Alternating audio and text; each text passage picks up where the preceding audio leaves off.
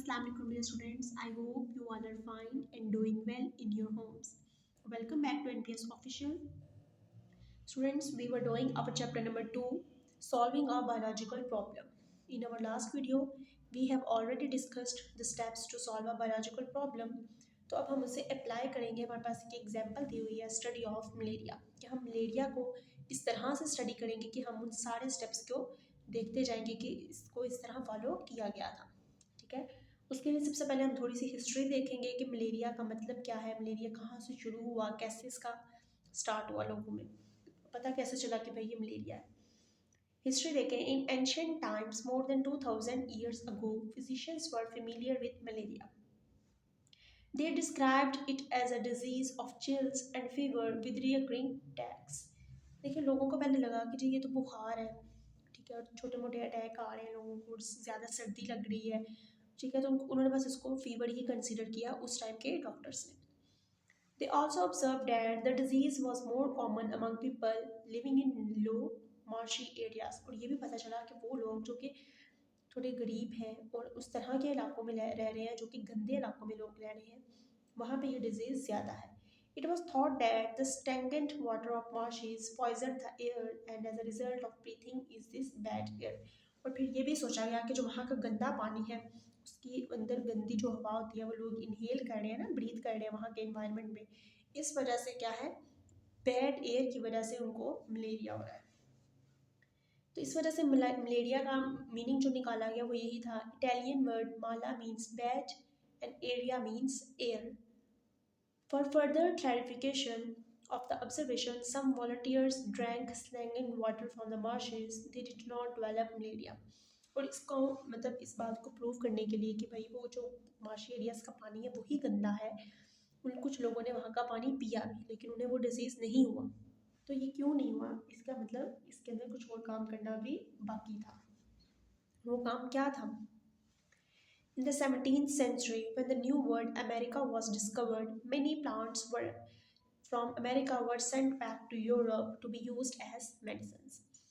America से Europe में पौधे भेजे जाते थे जो कि एज अ मेडिसिन यूज़ किए जाते थे. आपको पता है कि पहले मेडिसिन जो थी हमारे पास ये लेबॉर्ट्री वाली मेडिसिन है, सारी मैन मेड मेडिसिन, ड्रग्स ये नहीं होते थे, जड़ी बूटियों के थ्रू हम डिजीज़ को ट्रीट करते थे. The bark of a tree is known as quina quina was very suitable for curing fevers. एक दरख्त था, ठीक है, उस क्वीना क्वीना उसकी जो बार्क थी उसको यूज़ करते हुए हम क्या करते थे, फीवर से लोगों को निजात दिलाई जाती थी. It was so beneficial that soon it was impossible to carry enough bark to Europe. Some dishonest merchants began to substitute the bark of another tree. लेकिन कुछ लोगों ने क्या किया, उस काम में धांधली शुरू कर दी कि जो अच्छा भला क्वीना क्वीना का दरख्त था उसके बार्क की बजाय किसकी बार्क बेचते थे, सिनकोना की, विच क्लोजली रिजेंबल क्वीना क्वीना, क्योंकि वो उसके जैसा ही दिखता था. This dishonesty proved much valuable for mankind. Cinchona bark was found to be excellent for treating malaria. We know that the reason cinchona bark contains quinine that is effective in treating the disease. लेकिन देखिए उनकी जो उन्होंने बेईमानी की उसका हम इंसानियत को इतना फ़ायदा हुआ कि सिनकोना बार्क से हमें मलेरिया को ट्रीट करने लगे. ठीक है.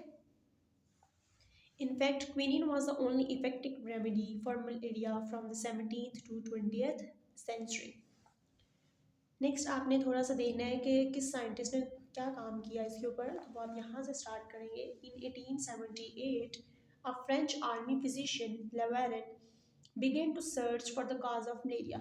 देखिए साइंटिस्ट होते हैं ना, कोई प्रॉब्लम आई होती है ना सर बायोलॉजिकल, तो वो दिन रात इस दो में लगे होते हैं कि मैं कुछ इस बारे में सर्च कर लूँ, ढूंढ लूँ, निकाल लूँ, इसकी वजह ढूंढूँ, इसका ट्रीटमेंट ढूंढूँ, इसके काजेस रीज़न कुछ भी, मतलब मैं कुछ इस डिजीज़ के बारे में कुछ ना कुछ पता कर लूँ.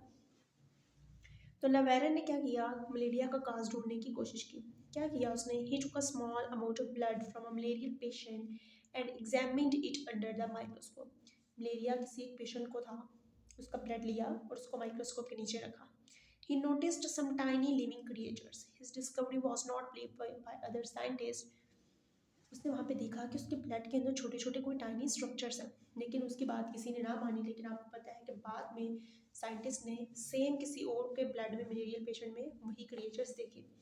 फिर 3 सालों के बाद क्या हुआ, उसकी डिस्कवरी को फिर से दोबारा इस तरह देखा गया, तो इस तरह फिर उस जो टाइनी क्रिएचर देखे गए थे मलेरियल पेशेंट के ब्लड के अंदर, उसको नाम दे दिया गया Plasmodium. In the last part of 19th century, many different causes of malaria were being suggested. By that time, there were four major observations about malaria. उस टाइम पे मलेरिया के बारे में हमारे पास चार ऑब्जर्वेशन थी. वो कौन कौन सी हैं? Malaria and marshy areas have some relation.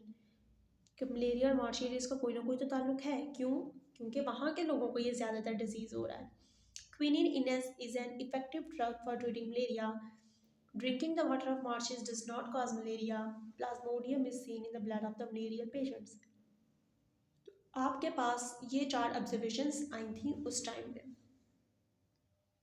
Next देखिए, उन्हीं ऑब्जर्वेशंस में से हमने एक हाइपोथेसिस क्रिएट की कि Plasmodium is the cause of malaria. फिर इसमें से डिडक्शंस करके हमने क्या कहा, if Plasmodium is the cause of the malaria, कि भाई अगर प्लाज्मोडियम की वजह से ही मलेरिया हो रहा है, then all person ill with malaria should have plasmodium in their blood. तो फिर हर वो शख्स जिसको मलेरिया है उसके ब्लड के अंदर प्लाज्मोडियम मौजूद होना चाहिए. अब इन डिडक्शंस के बाद हमारा नेक्स्ट स्टेप क्या आता है? एक्सपेरिमेंट. एक्सपेरिमेंट परफॉर्म किया गया. क्या किया गया कि blood of 100 malarial patients was examined under microscope. For this purpose of having a control group, the blood of 100 healthy person was also examined under the microscope. आपने 100 मलेरियल पेशेंट्स का और 100 healthy जिनको मलेरिया नहीं है उनका भी आपने blood ले लिया और दोनों को माइक्रोस्कोप के नीचे रखकर देखा. तो रिजल्ट्स क्या आए हमारे एक्सपेरिमेंट के कि almost all the malarial patients had Plasmodium in their blood. तो जितने भी लोगों को मलेरिया था उनके पास प्लाज्मोडियम था उनके ब्लड में, जो कि ये जाहिर करता है कि प्लाज्मोडियम काज है मलेरिया का. While 7 out of 100 healthy persons also had plasmodium in their blood. लेकिन जो हेल्थी पर्सन के जिनमें से हमने ब्लड लिया था उनमें से भी 100 में से 7 लोगों के ब्लड में पाया गया था. तो फिर पता चला था कि Plasmodium is the blood of healthy people was a incubation period, that is the period between the entry of parasite in host and the appearance of symptoms. यानी कि जिन 7 लोगों में ये था, इसका मतलब ये कि उनको भी मलेरिया अनकरीब होने वाला है, उसमें पैरासाइट की एंट्री हो चुकी है. The results were quite convincing and proved that the hypothesis Plasmodium is the cause of malaria is. और यहाँ पर ही आपका जो लॉन्ग क्वेश्चन है मलेरिया का वो कंप्लीट हो जाता है. सो ये students, that was our today's long question. और ये इंपॉर्टेंट भी है. तो इसमें आपने जो शॉर्ट क्वेश्चंस करने हैं वो ऑब्जर्वेशंस हैं, ठीक है, जो बताई गई हैं चार, वो आपने शॉर्ट क्वेश्चन के तौर पे अलग से तैयार करनी है. इसके अलावा क्वाना एंड सिनकोना वाला भी शॉर्ट क्वेश्चन आ सकता है, ठीक है. ये आप एमसीक्यूज करेंगे. माला मीन्स बैट एंड एरिया means air. Till my next video, take care. अल्लाह हाफिज़.